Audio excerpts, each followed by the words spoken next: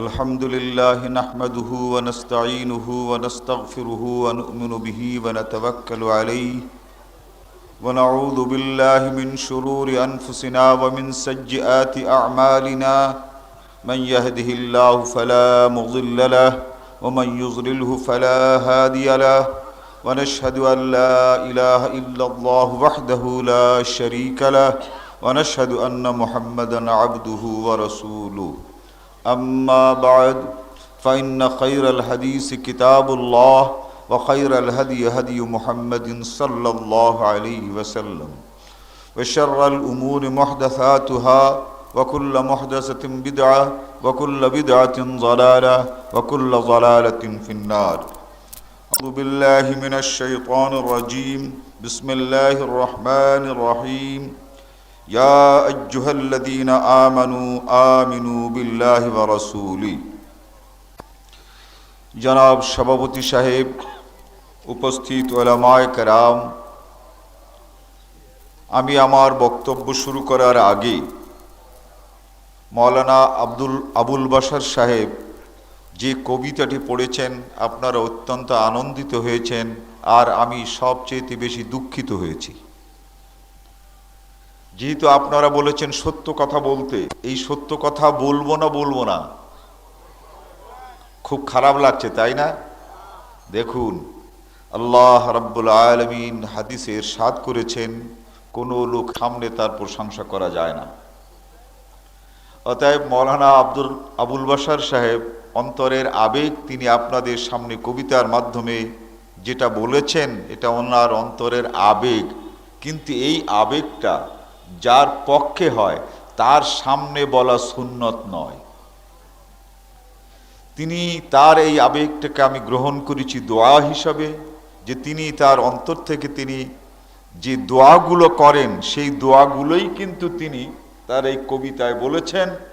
অতএব একটা জিনিস মনে রাখবেন, আমরা আহলে হাদিস, ভুল যদি আমরা করি তাহলে পরে ধরিয়ে দিতে হবে, তাই না?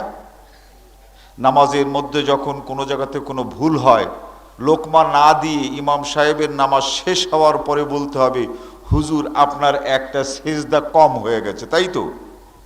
হ্যাঁ, কি বলেন? ও ততক্ষণিক। তা আমি আবুল বাশার সাহেব সহ মুজাম্মিল সাহেবকেও বলছি, আপনাদের আমি লোকমা দিলাম, এটা আর না করে অন্তরে অন্তরে আল্লাহর কাছে দোয়া করবেন। আমি আপনাদের সামনে আজকে বইটি সম্পর্কে কিছু আলোচনা রাখতে চেয়েছিলাম, আমি সেই আলোচনার দিকে অগ্রসর হচ্ছি। আমি একটি আয়াত আপনাদের সামনে তেলাওয়াত করেছি, সূরা আন-নিসার 136 নম্বর আয়াত সম্ভবত। ইয়া আইয়ুহাল্লাযীনা আমানু আমিনু বিল্লাহি ওয়া রাসূলি, আয়াতের প্রথম অংশ। আল্লাহ রাব্বুল আলামিন বলেন, হে ঈমানদারগণ, বেঈমানদেরকে বলেননি। ইয়া আইয়ুহাল্লাযীনা আমানু, হে ঈমানদারগণ, আমিনু বিল্লাহ, তোমরা আল্লাহর উপরে ঈমান আনো এবং রাসূলের উপরে ঈমান আনো। তাহলে বোঝা যাচ্ছে যারা ঈমানদার তাদের মধ্যে অনেক আছে, অনেক থাকবে যারা আল্লাহর উপরে বিশ্বাস করার পরেও পুরোপুরি ঈমানদার নয়। তাই তাদেরকে পুরোপুরি ঈমানদার হওয়ার জন্যই আল্লাহ রাব্বুল আলামিন ওই সকল লোকদেরকে ঈমানদার বলে আখ্যায়িত করে আবার বলেছেন, আমিনু বিল্লাহ, তোমরা আল্লাহর উপরে ঈমান আনো। হে ঈমানদারগণ, তোমরা আল্লাহর উপরে ঈমান আনো। এই আল্লাহর উপরে ঈমান আনার পরে আবার ঈমান আনার তাৎপর্যটা কি? এই তাৎপর্য আমাদের দেশে অনেক লোকই ব্যাখ্যা করেন না। এই তাৎপর্য সম্পর্কেই এই বইটি লেখা। আল্লাহ কি নিরাকার ও সর্বত্র বিরাজমান? এটা একটা প্রশ্ন। এই প্রশ্নের জবাব যেমন আমি দিয়েছি, ঠিক তেমনি করে এই বইটার মধ্যে আমি আবেদন রেখেছি,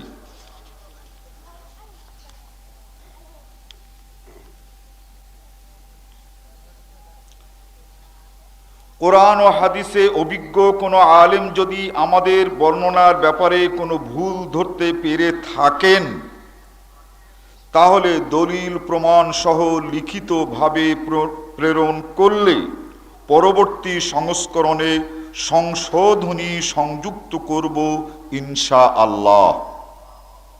তার মানে এই বইয়ের মধ্যে যদি আপনারা কোনো ভুল পান, তাহলে আমাদের কাছে লিখিতভাবে জানাবেন, আমরা পরের সংস্করণে সেই ভুলটি সংশোধিত আকারে এই বই ছেপে দেব। তাহলে আমার বাড়ি ভাঙ্গার কোনো দরকার আছে? বলুন, এই বইকে উপলক্ষ করে আমার বাড়ি ভাঙবার কোনো প্রশ্ন ওঠে? মসজিদ ভাঙ্গার কোনো প্রশ্ন ওঠে না।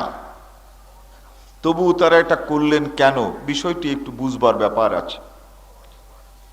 বন্ধুগণ, আমি আপনাদেরকে এর একটু পটভূমি তুলে ধরছি। আজকের বক্তব্য একটু রেফারেন্স দিতে হবে, এই জন্য মাঝে মাঝে বই উল্টাতে হবে, সময় একটু বেশি লাগতে পারে। আপনারা এই জন্যে অধৈর্য হবেন না। এই বইটির নাম হচ্ছে হিন্দু ধর্ম শিক্ষা। এটা বোর্ডের বই, এখনো এই বইটি পড়ানো হয়, হিন্দু ধর্ম শিক্ষা। এইটা 1986 সনের, আর এই বইটি বহল তবিয়াতে আজও আছে। এর মধ্যে তারা তাদের ভগবান, তাদের ব্রহ্ম, তাদের ঈশ্বরের পরিচয় দিচ্ছে। তিনি নিরাকার ও সর্বব্যাপী। তার মানে তাদের ভগবান নিরাকার আর তিনি সর্বত্র বিরাজমান। তাদের ব্রহ্ম নিরাকার ও সর্বত্র বিরাজমান। তাদের ঈশ্বর নিরাকার ও সর্বত্র বিরাজমান। হিন্দু ধর্ম শিক্ষা। আমাদের দেশে ইসলামের আগমনের আগে এই হিন্দু ধর্মই ছিল। এদেশে হিন্দু ধর্ম ছিল না? না আগে ইসলাম তারপরে হিন্দু ধর্ম? এ দেশের হিন্দুরা মুসলমান হয়েছেন। তাহলে হিন্দু ধর্মের কথা হচ্ছে ভগবান নিরাকার সর্বত্র বিরাজমান।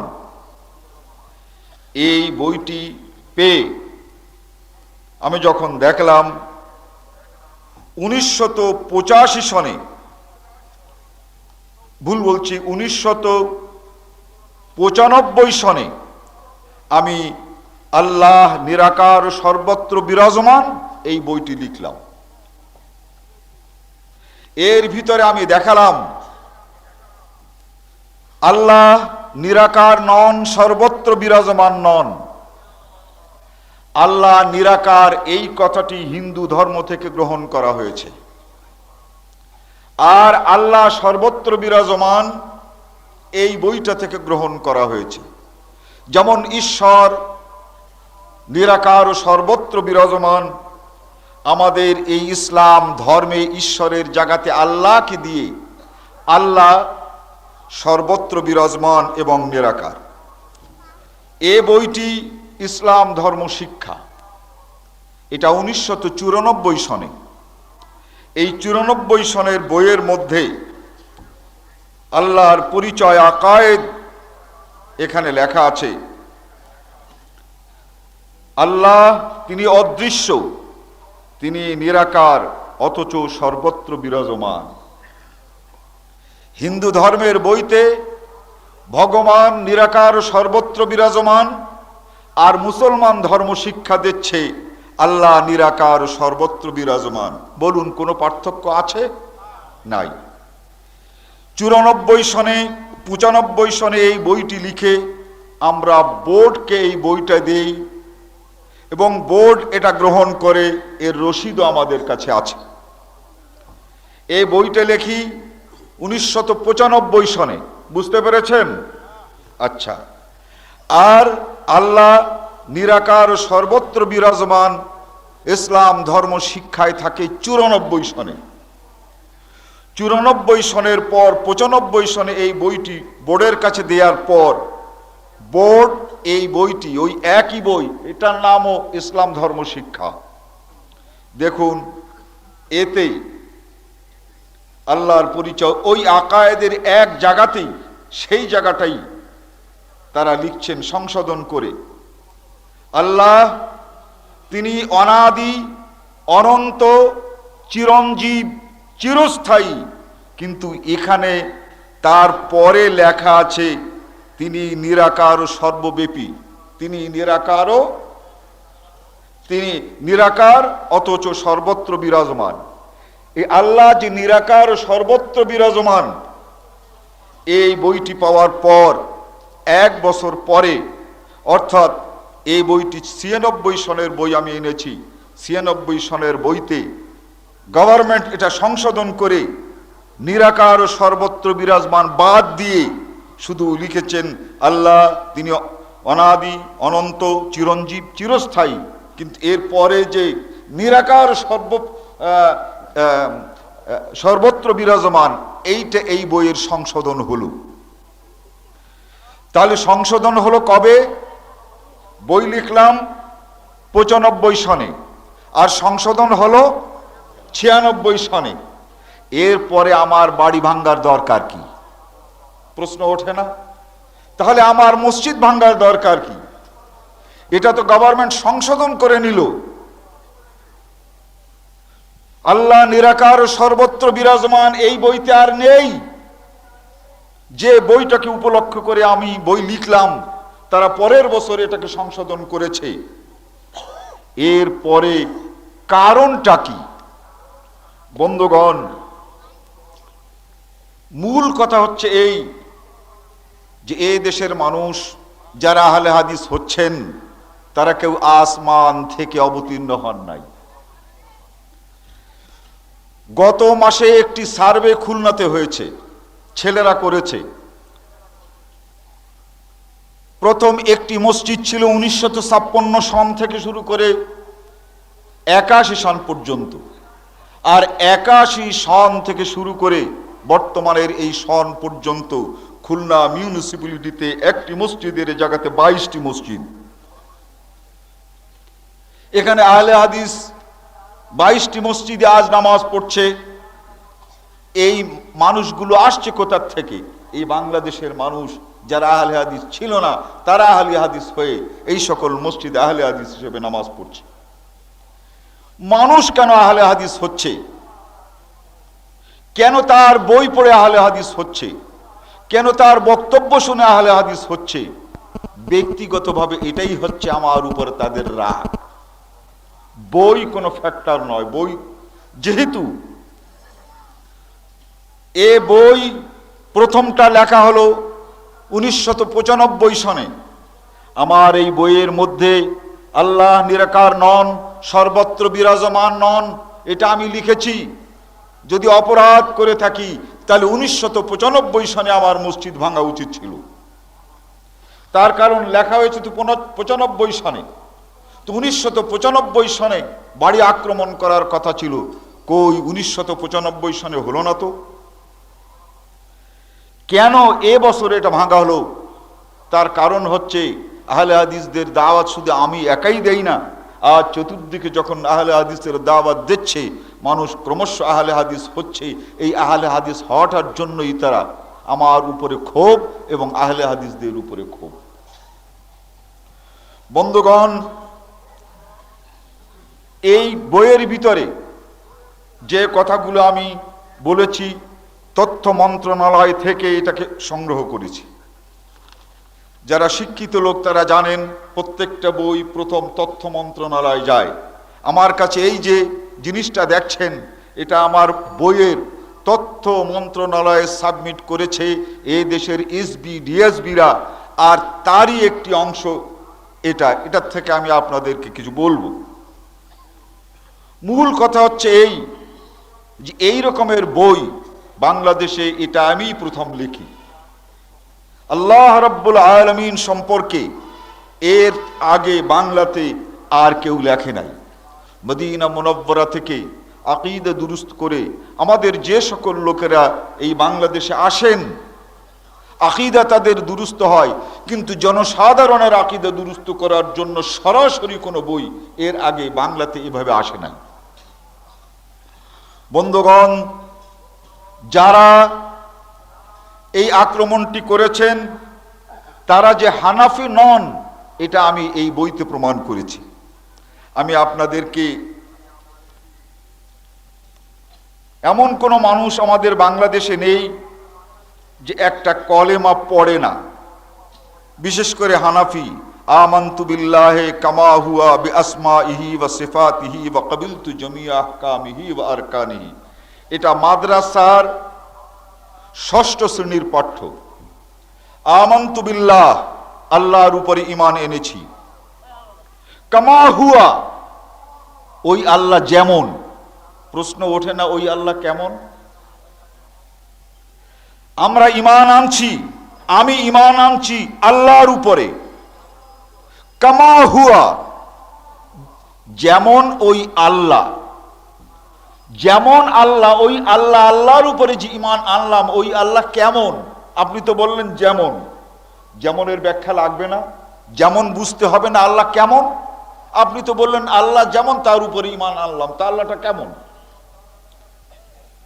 এরপরে বিআসমাইহি, আল্লাহর যে নাম আছে গুণবাচক ৯৯টি নাম, এই ৯৯টি নামের উপরে ঈমান আনলাম। এই ৯৯টি নাম সিফাত, তার গুণাবলী। আল্লাহ ওয়াহিদ, এক, করিম, সত্তার, রহিম, গফফার, কাহ্হার, এই যে ৯৯টা আছে এগুলো আল্লাহর সিফাত, মানে আল্লাহর গুণাবলী। এবার গোনেন, আমানতু বিল্লাহ, আল্লাহর উপরে ঈমান এনেছি। কামা হুয়া, এটা বুঝি নাই কেমন তিনি। আসমাইহি, এই ৯৯টি গুণাবলী যা আমরা পাই এর উপরে ঈমান এনেছি। এরপরে আবার বলছে ওয়া সিফাতিহি, তার সিফাতের উপরে ঈমান এনেছি। তো ৯৯টি নামের মাধ্যমে সিফাতের উপরে ঈমান তো এনেছি, এরপরে আর সিফাত বাকি থাকে কি? এরপরে আর গুণাবলী কি বাকি থাকে? আল্লাহর উপরে ঈমান এনেছি জাত। এরপরে বিআসমাইহি, তার যে সকল গুণাবলী নাম সূচক আছে তার উপরে ঈমান এনেছি।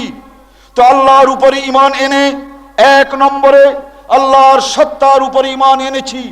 এরপরে ৯৯টি সিফাতের উপরে ঈমান এনেছি, ৯৯টি গুণের উপরে ঈমান এনেছি। এই তো ১০০টা হয়ে গেল। তো ১০০টা হয়ে যাওয়ার পর ওয়াসিফাতিহি আবার কি থাকলো? এই ওয়াসিফাতিহি এর জবাব ইমাম আবু হানিফা রাহমাতুল্লাহ আলাইহি দিয়েছেন। এই কিতাবের মধ্যে আমি সেটা উল্লেখ করেছি। ইমাম আবু হানিফার আকীদা, ইমাম আবু হানিফা বলেন সিফাত কাকে বলে? ওয়ালাহু ওয়াজহুন ওয়া নাফসুন কামা যাকারাল্লাহু তাআলা ফিল কুরআন ফাহুমা যাকারাল্লাহু তাআলা ফিল কুরআনে মিন যিকরিল ওয়াজহি ওয়াল ইয়াদি ওয়ান নাফসি ফালাহু সিফাত। হে দুনিয়ার মানুষ শুনে রাখো, আল্লাহ রহিম, আল্লাহ রহমান, এটা যেমন সিফাত, ঠিক তেমন করে ইমাম আবু হানিফা বলেন ওই আল্লাহ রাব্বুল আলামিন সম্পর্কে কোরআনে যে উল্লেখ হয়েছে লাহু ওয়াজহুন, আল্লাহর চেহারা আছে, এই আল্লাহর চেহারাকে বিশ্বাস করার নাম হচ্ছে সিফাত। ওয়ালাহু ওয়াজহুন ওয়া নাফসুন কামা যাকারাল্লাহু তাআলা ফিল কুরআন ফামা যাকারাল্লাহু তাআলা ফিল কুরআন মিন যিকরিল ওয়াজহি ওয়াল ইয়াদি ওয়ান নাফসি ফাহুয়া লাহু সিফাতুন। ইমাম আবু হানিফা বলেন যে আল্লাহর এই চেহারা আছে, তার হাত আছে, তার প্রাণ আছে ইত্যাদি কথা যা কোরআন মজিদে আল্লাহ তাআলা ইরশাদ করেছেন। সিফাত বলতে তাকে বুঝায়। কার কথা? ইমাম আবু হানিফা রাহমাতুল্লাহ আলাইহির কথা। আছে কোথায়? কিতাবটির নাম হচ্ছে আল ফিকহুল আকবর ইমামুল আজম আবি হানিফা রাহিমাহুল্লাহ তাআলা। এর ব্যাখ্যা করেছেন মোল্লা আলী কারি, দারুল কুতুবুল ইলমিয়া, বৈরুত, পৃষ্ঠা নম্বর হচ্ছে 58 এবং 59। তাহলে আমানতু বিল্লাহি কামা হুয়া বিআসমাইহি ওয়া সিফাতিহির অর্থ হচ্ছে এই আল্লাহর উপর ঈমান এনেছি এবং তার সকল গুণের উপরে ঈমান এনেছি এবং তার সিফাতের উপরে ঈমান এনেছি। এই সিফাত কি? এই সিফাতই আল্লাহ রাব্বুল আলামিন কোরআনের মধ্যে ইরশাদ করেছেন। কোরআনের মধ্যে আল্লাহ তাআলা ইরশাদ করেন যে এই আল্লাহ রাব্বুল আলামিনের আকার আছে। আমরা বিশ্বাস করি আল্লাহ তাআলার আকার নাই, আর ইমাম আবু হানিফা বলেন আকার আছে। যেমন আন আবি হুরায়রা রাদিয়াল্লাহু তাআলা আনহু قال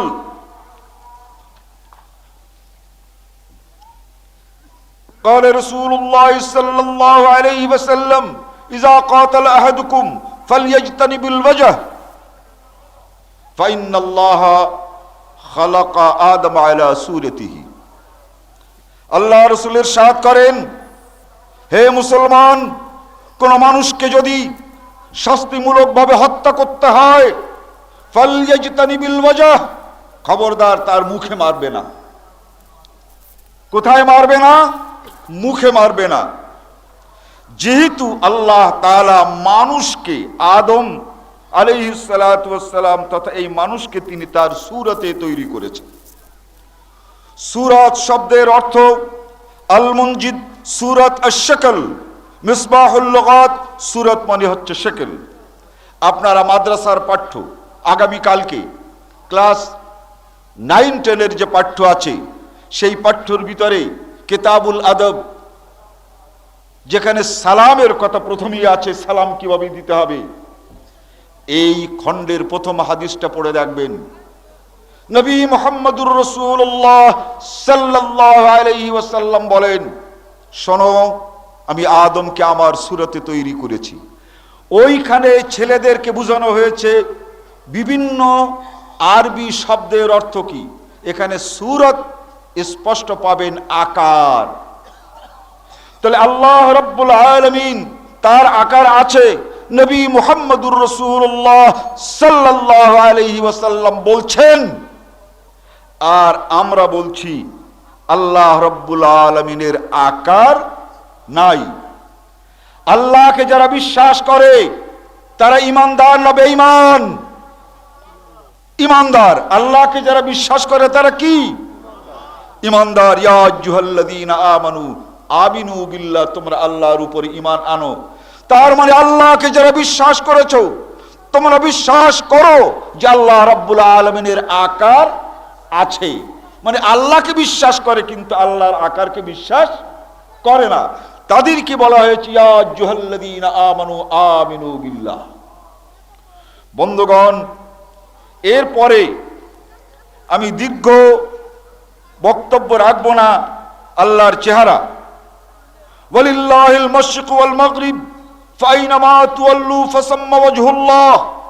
মাওলানা থানভী রাহমাতুল্লাহি আলাইহি যে বায়ানুল কোরআন লিখেছেন, সেখানে তিনি বলেন এই আয়াতের অর্থ হচ্ছে ওয়ালিল্লাহিল মাশরিক ওয়াল মাগরিব, পূর্ব পশ্চিম আল্লাহর, যেদিকে তোমরা মুখ করবে সেই দিকে আল্লাহর চেহারা আছে। এখন এক দল লোক বলেন যে আল্লাহর আকার নাই, তো চেহারা আসে কোন জায়গা থেকে?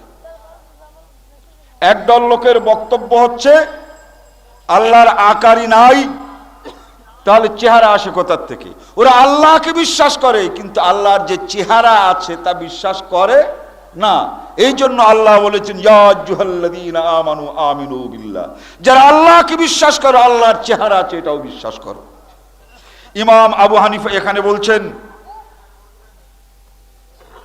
এই ফামা যাকারাল্লাহু তাআলা ফিল কোরআন যাকারাল ওয়াজহ, আল্লাহ তাআলা কোরআনের মধ্যে তার চেহারা আছে এ কথা ঘোষণা করেছেন। ফাহুয়া লাহু সিফাত, এইটাই হচ্ছে সিফাত। আর এই সিফাতের উপরে যে ঈমান আনবে না সে ঈমানদার নয়। বন্ধুগণ, বেশ কয়েকটি হাদিস আছে। এরপরে আল্লাহ তাআলার নফস, ওয়া ইউহাজ্জিরুকুমুল্লাহু নাফসাহ, আল্লাহ তাআলা তার দেহ দ্বারা মানুষকে ভয় দেখান আর দেখাবেন। এখন এই নফস মানে কি? মিসবাহুল লুগাত, আন নফস বাদান, বাদান মানে কি? শরীর। আল মুনজিদ বাদান, এর মানে হচ্ছে শরীর। এক শ্রেণীর লোক তারা বিশ্বাস করেন আল্লাহ আছে কিন্তু আল্লাহর কোনো দেহ নাই। শুনে রাখুন, লাইসা কামিসলিহি শাই, আল্লাহর শরীর আর আপনার আমার শরীর এক নয়। আল্লাহর চেহারা আর মানুষের চেহারাও কখনো এক নয়। ওয়ালাম ইয়াকুল লাহু কুফুয়ান আহাদ, আল্লাহর চেহারার মতো কারো চেহারা নাই, আল্লাহর শরীরের মতো কারো শরীর নাই। এটাই বিশ্বাস করতে হবে বন্ধুগণ। এরপরে আছে কোরআনে বর্ণিত আল্লাহর রূহ। রূহ কাকে বলে? প্রাণ। আমরা বারবার বলে থাকি হাইয়ুল কাইয়ুম, আল্লাহ তাআলা জীবিত, অথচ আল্লাহ বিশ্বাস করে, রূহ বিশ্বাস করে না। রূহ মানেই হচ্ছে জীবন। তো আল্লাহর যদি জীবন না থাকে তাহলে চিরঞ্জীব কি করে হলেন?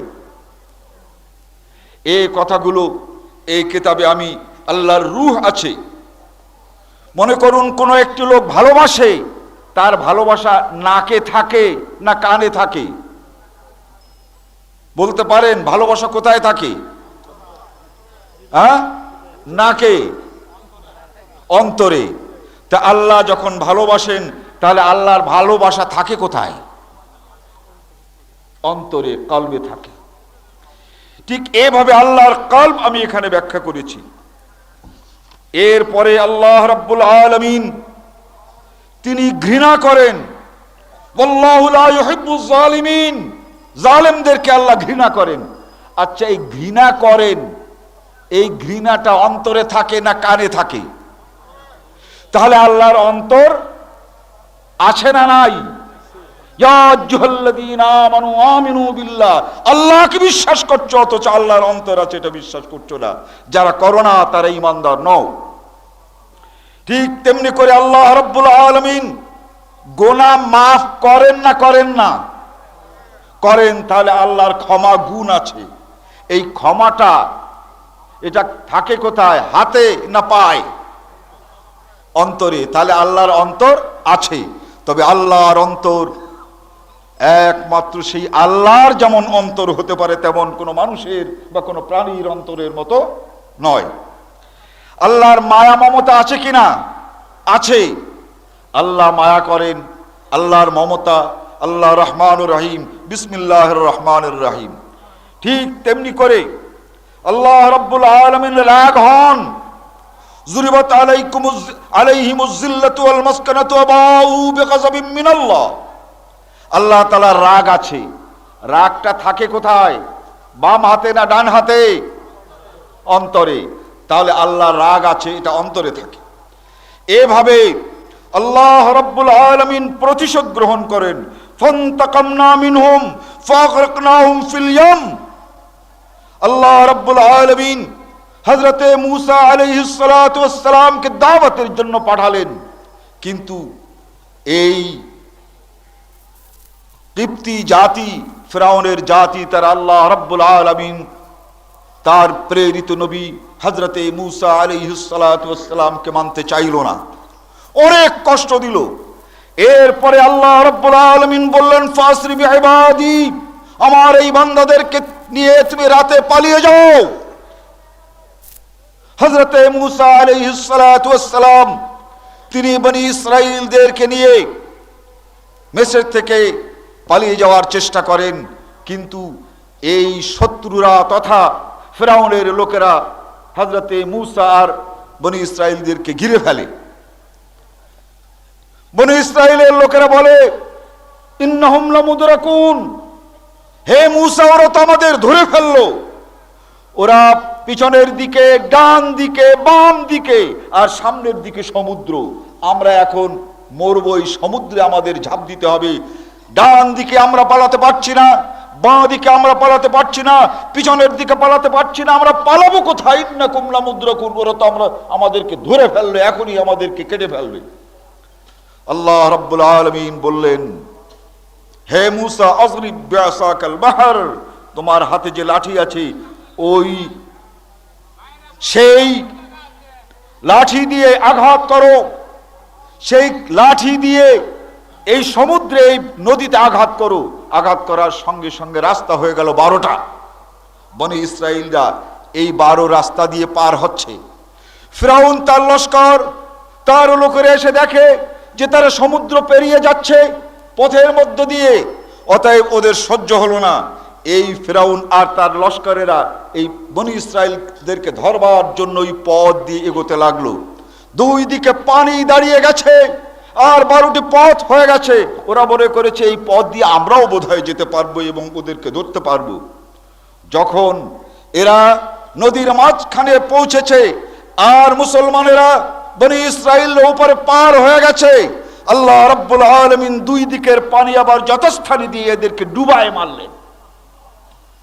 আল্লাহ বলেন, ফান্তাকামনা মিনহুম ওয়া আগরাকনাহুম ফিল ইয়াম।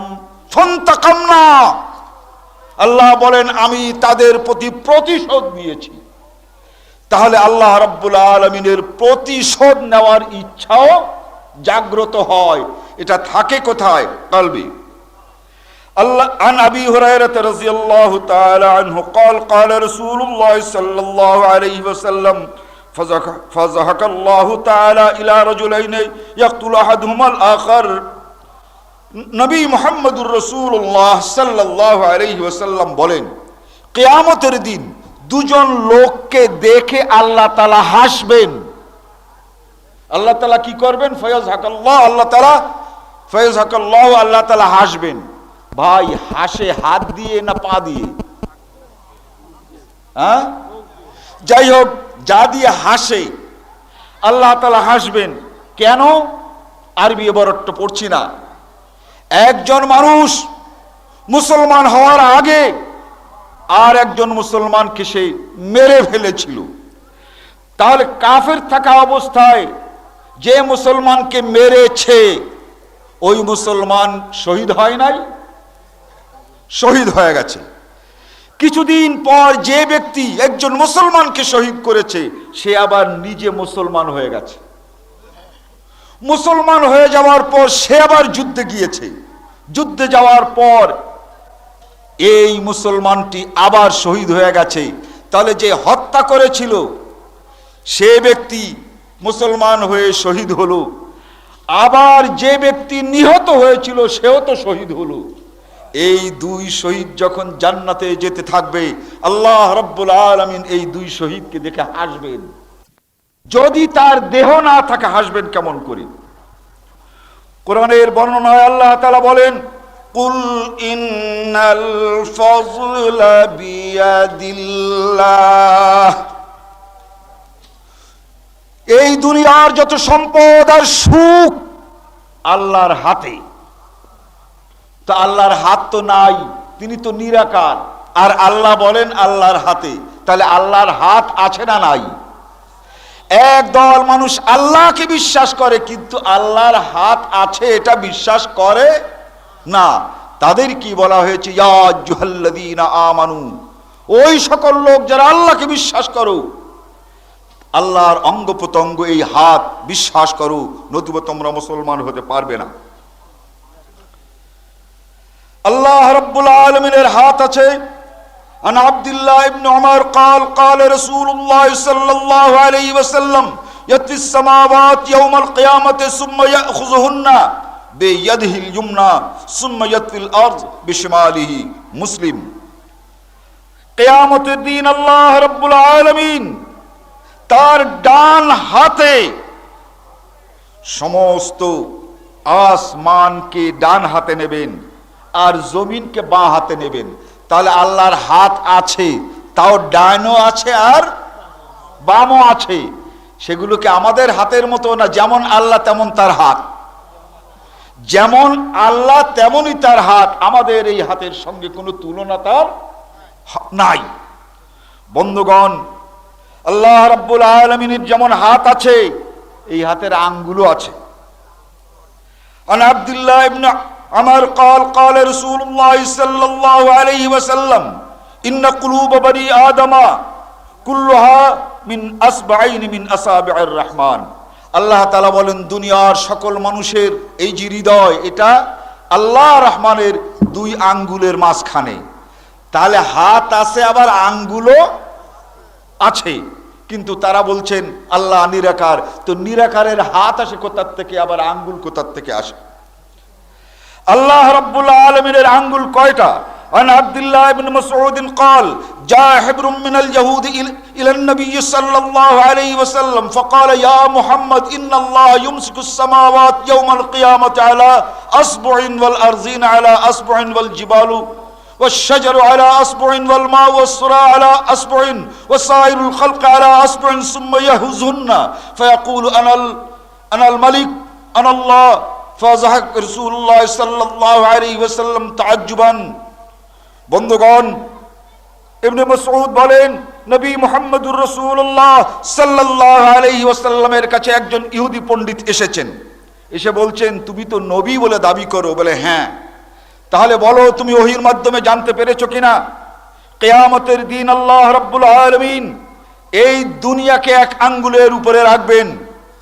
গোনেন, দুনিয়াকে এক আঙ্গুলের উপরে রাখবেন, জমিন এক আঙ্গুলের উপরে রাখবেন, এবং যত সমুদ্র আছে, এর কাদা আছে, এগুলো এক আঙ্গুলে রাখবেন। ওয়াসাইরুল খালক আলা আসবুইন, এবং অন্য সকল সৃষ্টি আর এক আঙ্গুলে রাখবেন। গুনে দেখেন, মোট আঙ্গুল 5টাই হয়। এই বইটা পড়বেন বিস্তারিত, আমি এক একটা করে মাত্র বলছি।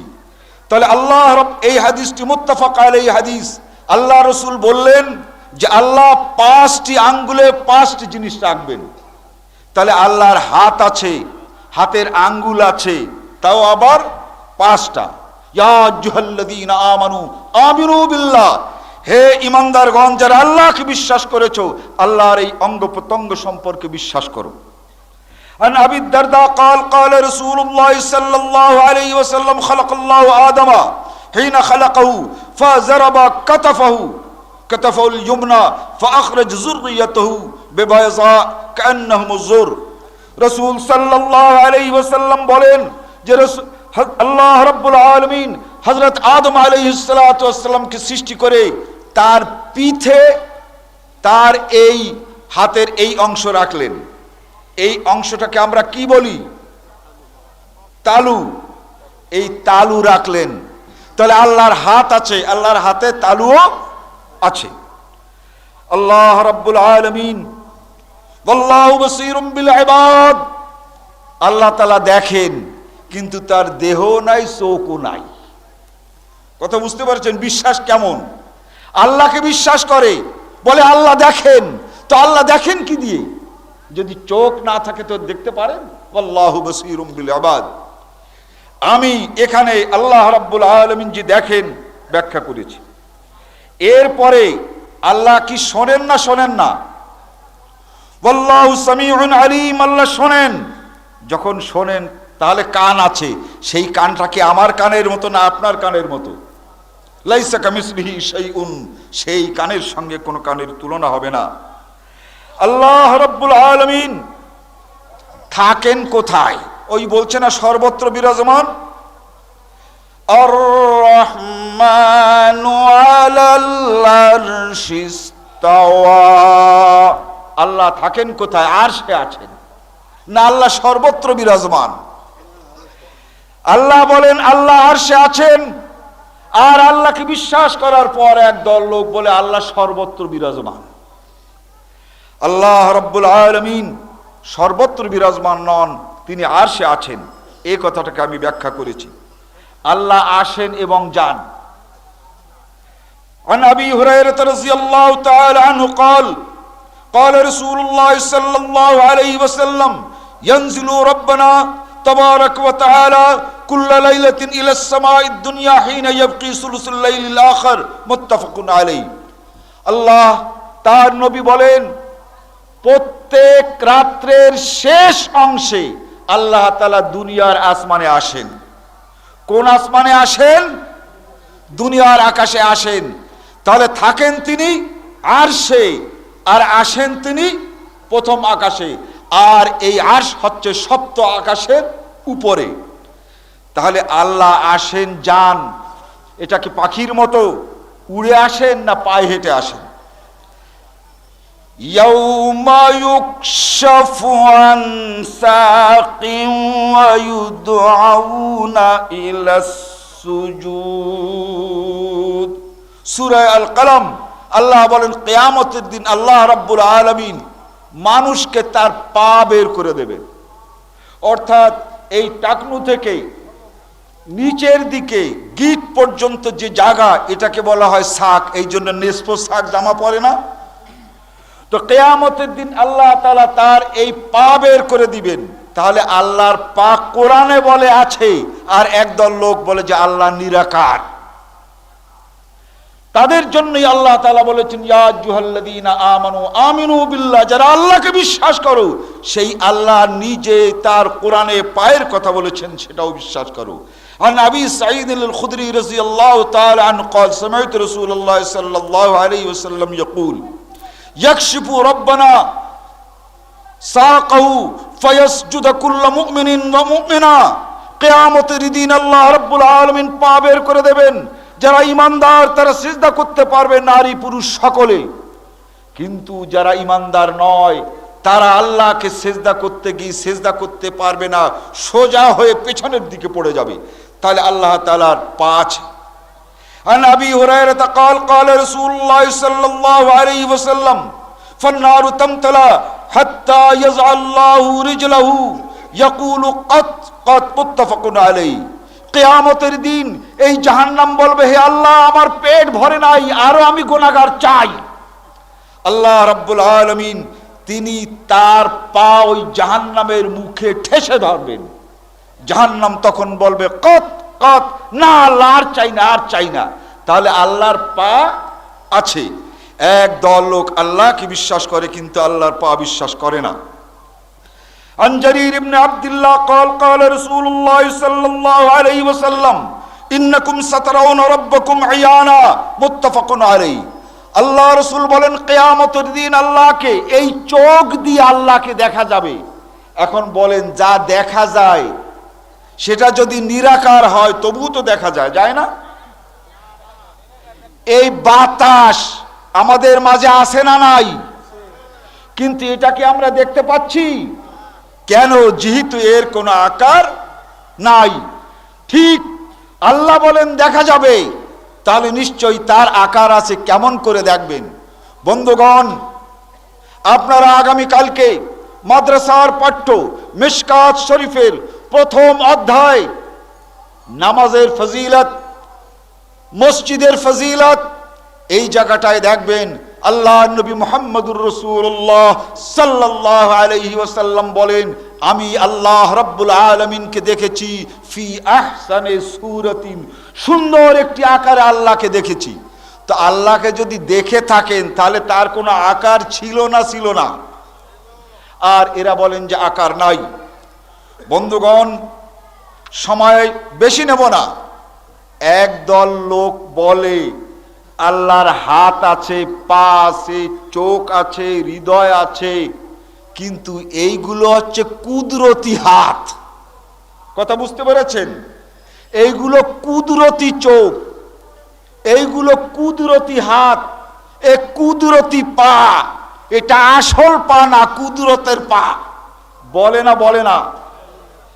এই লোকগুলো হানাফিও না, এটা কোন ফিত তারাই জানে। ইমাম আবু হানিফা তার কিতাব ফিকুল আকবর এর মধ্যে তিনি বলছেন, লা ইউকালু ইন্না ইয়াদাহু কুওয়াতাহু ওয়া নি'মাতাহু। হে দুনিয়ার মানুষ, আল্লাহর হাত আছে, এটা যদি কেউ বলে এই হাতের মানই হচ্ছে আল্লাহর কুদরত, খবরদার বিশ্বাস করবে না, এগুলো মিথ্যু। আল্লাহর পা আছে, যেমন আল্লাহ তেমন তার পা। যদি কেউ বলে এটা কুদরতের পা, লা ইউকালু ইন্নাহু ইন্না ইয়াদাহু কুদরাতাহু আও নি'মাতাহু লিআন্না ফীহি ইবতালুস সিফাত। কেউ যদি আল্লাহর হাতকে কুদরতের হাত বলে, তাহলে কি করলো? আসল হাত নয়, কুদরতের হাত। কথা ঠিক না? বলতে হবে কি এটা আসল হাত না, এটা কোন হাত? কুদরতের হাত। তাহলে কুদরতের হাত যখন বলা হলো, তখন আসল হাতকে স্বীকার করা হয় না অস্বীকার করা হয়? যদি আসল হাত অস্বীকার করা হয়, যদি এই হাতকে কুদরতের হাত বলা হয়, আল্লাহর পা আছে, এটা যদি আসল পা না হয়ে কুদরতের পা হয়, তাহলে আসল পাকে অস্বীকার করা হয়। ইমাম আবু হানিফা রাহমাতুল্লাহ আলাইহি বলেন, যদি কেউ আল্লাহর আসল পাকে পা না বলে কুদরতের পা বলে, তাহলে বুঝতে হবে লিআন্নাহু ফীহি ইবতালুস সিফাত, তার মানে আল্লাহর অঙ্গ প্রত্যঙ্গ এ বিশ্বাস করে না। আমানতু বিল্লাহি কামা হুয়া বিআসমাইহি ওয়া সিফাতিহি, এই যে সিফাতের উপরে বিশ্বাস করলো না, আল্লাহর অঙ্গ প্রত্যঙ্গের উপরে বিশ্বাস করলো না, অতএব এটাকে কুদরতের অঙ্গ প্রত্যঙ্গ বলল, সে ব্যক্তি মুসলমান নয়।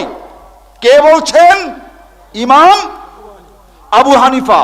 তো যে সকল লোকেরা একে কুদরতের হাত বলে, কুদরতের পা বলে, কুদরতের চোখ বলে, ইমাম আবু হানিফার ফতোয়া অনুযায়ী তারা মুসলমান না। তো তাহলে তারা কি?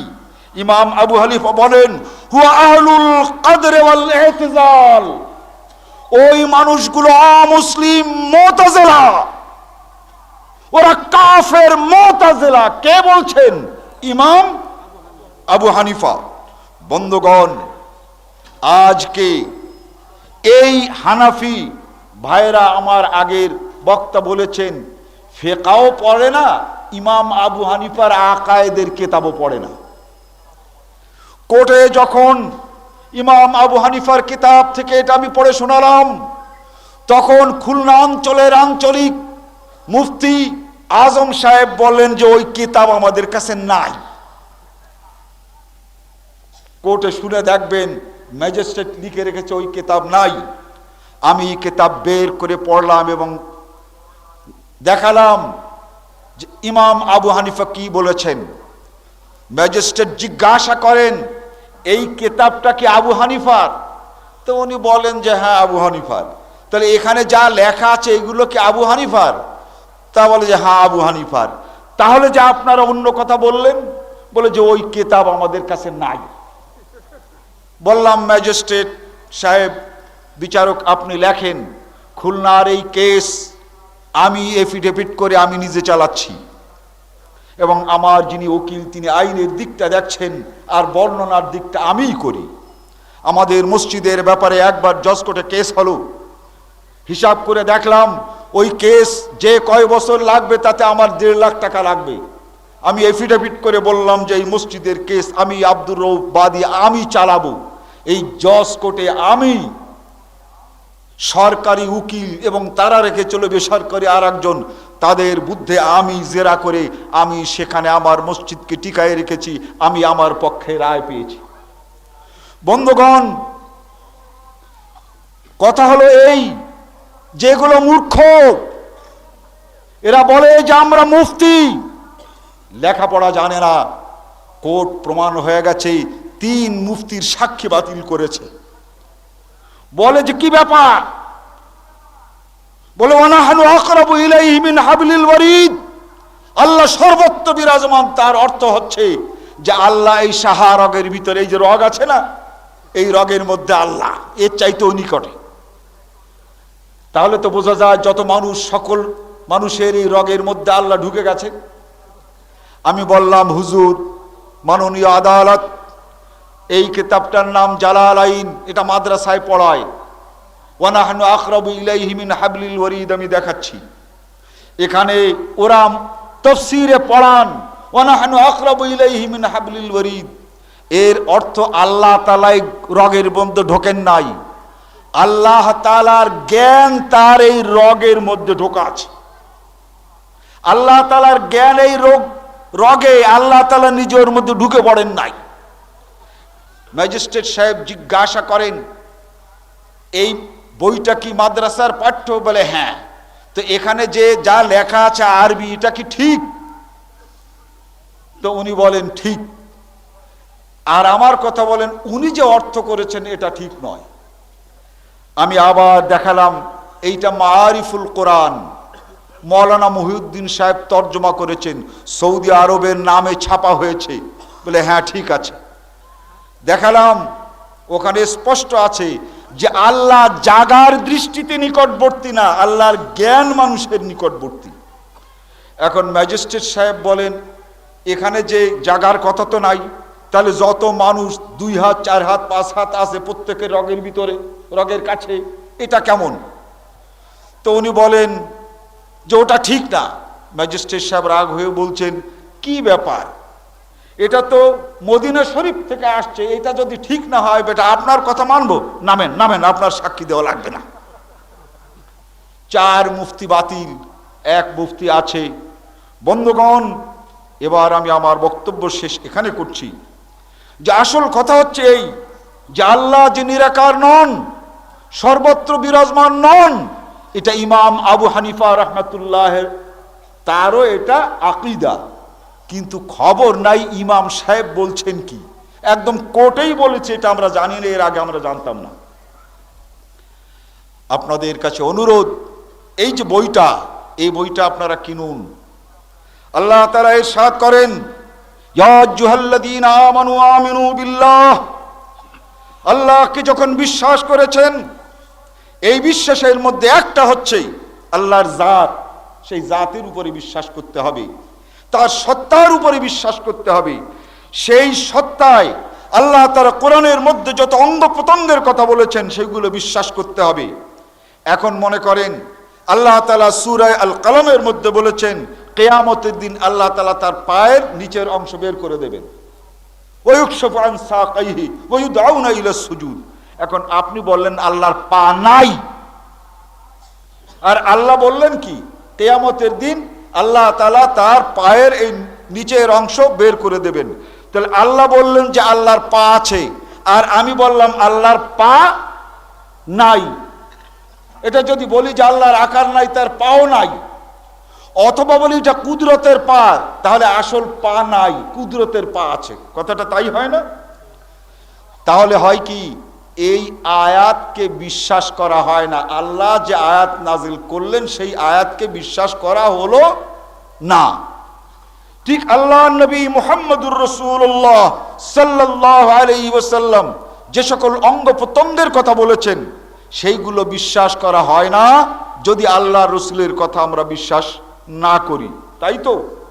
কিন্তু একটা কথা বারবার মনে রাখবেন যে আল্লাহর এই সকল আযা এবং অঙ্গ প্রত্যঙ্গ, এটা কিন্তু কোনো সৃষ্টির মতো নয়, মানুষের মতো নয়, অন্য কোন প্রাণীর মতো নয়, যেমন আল্লাহ তেমন।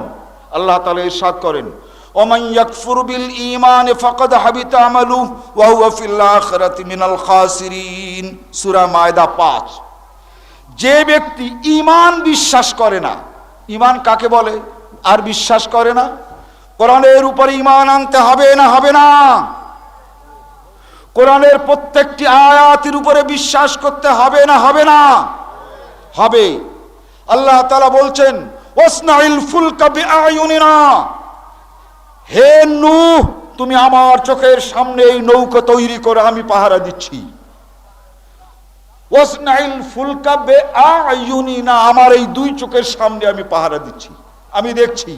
তাহলে আল্লাহর চোখ আছে, আর আমি বললাম আল্লাহ নিরাকার, তাহলে তো চোখ নাই। তাহলে আল্লাহর এই আয়াতগুলোকে বিশ্বাস করা হয় না।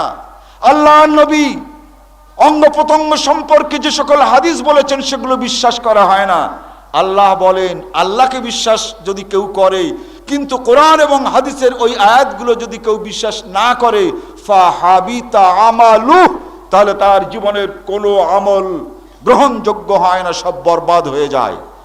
অর্থাৎ যে ব্যক্তি আল্লাহকে বিশ্বাস করে, নামাজ পড়ে, রোজা থাকে, হজ করে, যাকাত দেয়, কিন্তু আল্লাহকে নিরাকার বলে বিশ্বাস করে, আল্লাহ বলেন ফাকাদ হাবিতা আমালু, তার জীবনের কোন আমলই আল্লাহর কাছে গ্রহণযোগ্য হয় না। যে ব্যক্তি নামাজ পড়ে, রোজা থাকে, হজ করে, যাকাত দেয়, কিন্তু আল্লাহর চোখকে বিশ্বাস করে না, বলে কুদরতের চোখ, ওই ব্যক্তির নামাজ, রোজা, হজ, যাকাত ফাকাদ হাবিতা আমালু, তার জীবনের সকল আমল বরবাদ হয়ে যায়।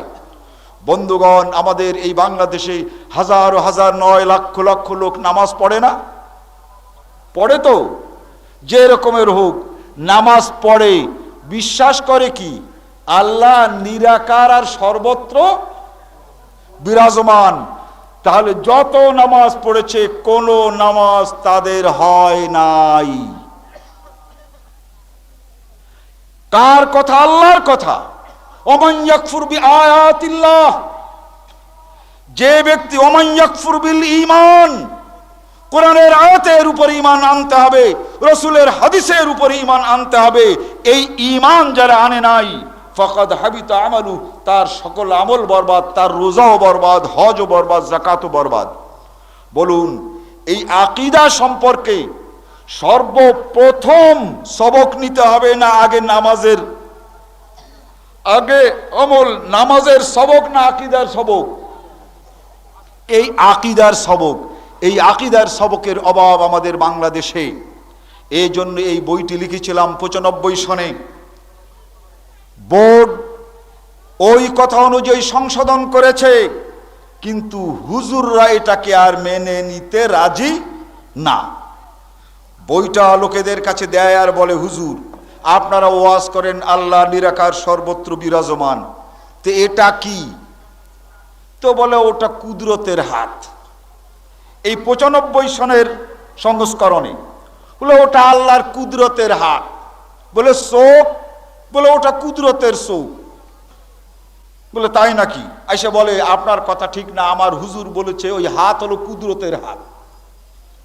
আমি 96 এই সংস্করণে যখন ইমাম আবু হানিফার ওই কথাগুলো তুলে দিলাম, যে ইমাম আবু হানিফা বলেছেন আল্লাহ হাতের কথা বলেছেন, সেটা আসল হাত, কুদরতের হাত না।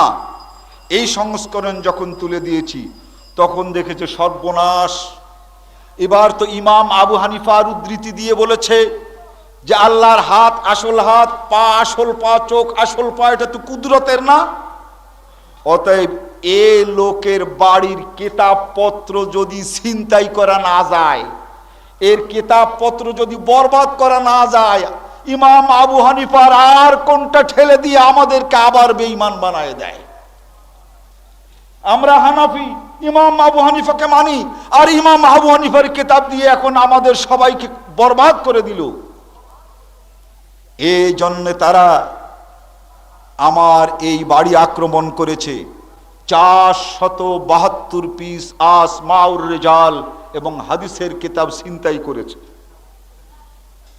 কেস হয়েছে, আমরা কেস চালিয়ে যাচ্ছি। বন্ধুগণ, এটা বড় কথা নয়, শুধু একটি কথাই আপনাদেরকে শোনাই। এই বইটি এ বছরের 4 ডিসেম্বর যখন এটা নিয়ে গন্ডগোল হয়, শুনে করবেন কি, আমার বাড়ি খুলনায়, কিতাবও খুলনায়। আমাকে একটি লোক খুলনার থেকে এসে বলে, এই বইয়ের প্রকাশকের ভাই বলে যে এইটা আমি 50 টাকা দিয়ে কিনেছি। বইয়ের দাম তখন ছিল 15 টাকা। তার মানে হকাররা এই বইগুলো প্রেস থেকে দখল করে নিয়ে এই বাড়ি বাড়ি বিক্রি করেছে 50 টাকায়। আর একজন এই প্রকাশকের ভাইয়ের শালা, মানে বিয়ে, ও বলে আপনি 50 টাকা দিয়ে কিনেছেন, আমি এটা 100 টাকা দিয়ে কিনেছি। এভাবে হাজার হাজার বই আমার বাড়ির সামনে, ভাঙ্গা বাড়ির সামনে, এখানেই হাজার হাজার বই বিক্রি হয়েছে। হানাফিরা নিয়েছে, আহলে হাদিসরা তো আগের থেকেই পেয়েছে, নিয়েছে। কেন? যে এর মধ্যে আছে কি তা দেখি। অতএব এই আকীদার বইটি একমাত্র বাংলায় প্রথম বই। এই বইটি সকলের নেওয়া দরকার। বন্ধুগণ, অত্যাচার হয়েছে, আমার আলেম ওলামারা জানেন, আহলে হাদিস তারাও যখন আকীদার দিকে এই বই লেখেন, সবচেয়ে প্রথম আলাদা করে বই তরতিব দেন ইমাম ইবনে তাইমিয়া আল আকিদাতুল ওয়াসিতিয়্যা। এতে যখন আল্লাহর চোখ আছে আসল, আল্লাহর পা আছে আসল, ওই বই যখন লেখেন, তখন এই ইমামকেও তার সমাজের আহলে হাদিস লোকেরা পয়লা ক্ষমা করে নাই। ইমাম ইবনে তাইমিয়াকেও আক্রমণ করেছে। ইমাম আহমদ ইবনে হাম্বল যখন আলাদা করে বলেন যে আল্লাহর চোখ আছে, হাত আছে, আসল, কুদরতি নয়, ইমাম আহমদ ইবনে হাম্বলকেও হামলা করা হয়েছে। ইমাম শওকানি যখন আরো বিস্তৃতভাবে এই আকীদার কিতাব আকীদা তুলে ধরেন আল বদরুত তালেহের প্রথম দিকে, তখন এই ইমাম শওকানিকেও আক্রমণ করা হয়েছে। পৃথিবীর ইতিহাস সুন্নাতাল্লাহিল্লাতী ক্বাদ খালাত মিন ক্বাবল ওয়া লান তাজিদা লিসুন্নাতিল্লাহি তাবদীলা। আমরা দেখেছি যেই আল্লাহ রাব্বুল আলামিনের জাতের আসল বিবরণ তুলে ধরেছে, সবাইকে আক্রমণ করা হয়েছে, সবার বাড়িঘর জ্বালিয়ে পুড়িয়ে ছারখার করে দেওয়া হয়েছে। আমার বাড়ি এভাবে করেছে, করতে পারে, 1 বছর ধরে আমি ভাবছিলাম। ঠিক 1 বছর পরে উত্তেজিত হয়ে তারা করেছে। আমরা তাদেরকে বলেছি আপনারা পড়ুন, আমাদের এই ছেলের এই বইগুলো দিয়েছে। তথ্য মন্ত্রণালয়ে গেলাম, তিনি বলেন যে এই বই সম্পর্কে আমাদের কোনো অভিযোগ নেই। তাহলে তা আমরা আগেই কেস করতাম।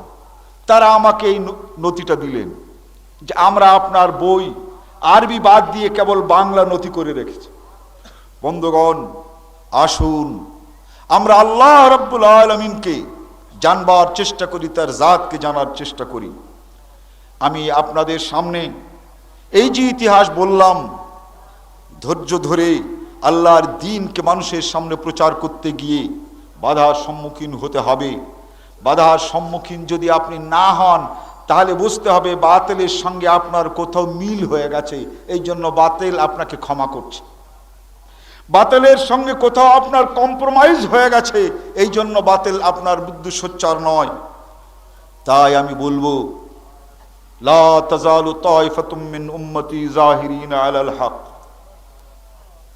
এই সত্য আপনাকে আমাকে বলতে হবে। এই দায়িত্ব আহলে হাদিসদের। এই আহলে হাদিস ছাড়া আল্লাহর এই জাত সম্পর্কে আলাদা কেউ কোথাও বই লেখে নাই। ফিকহে আকবর ইমাম আবু হানিফার কিতাব কোর্টে আমি পেশ করলাম, এই ফিকহে আকবরের তর্জমা হয়ে গেছে। আল মুনতাদা আল ইসলামী ইমাম আবু হানিফার কিতাব ফিকহে আকবর তর্জমা করেছে। কোর্টে যখন সাবমিট করলাম, ওনাদেরকে জিজ্ঞাসা করলো যে আপনারা কিতাবই চেনেন না, এটা যে বাংলা হয়ে গেছে? বলে আমরা জানি না। বন্ধুগণ, জানি না, কিন্তু ওই হুজুরদের চেয়ে বড় হুজুর আবার দুনিয়া তালাশ করেও পাওয়া যায় না। যা হোক, এই ইতিহাস আমি আপনাদের সামনে বলছি, আপনারা দোয়া করবেন। কেস আমরা চালাচ্ছি, এরপর যে কিছু প্রশ্ন আছে আমি প্রশ্নের উত্তর দিচ্ছি।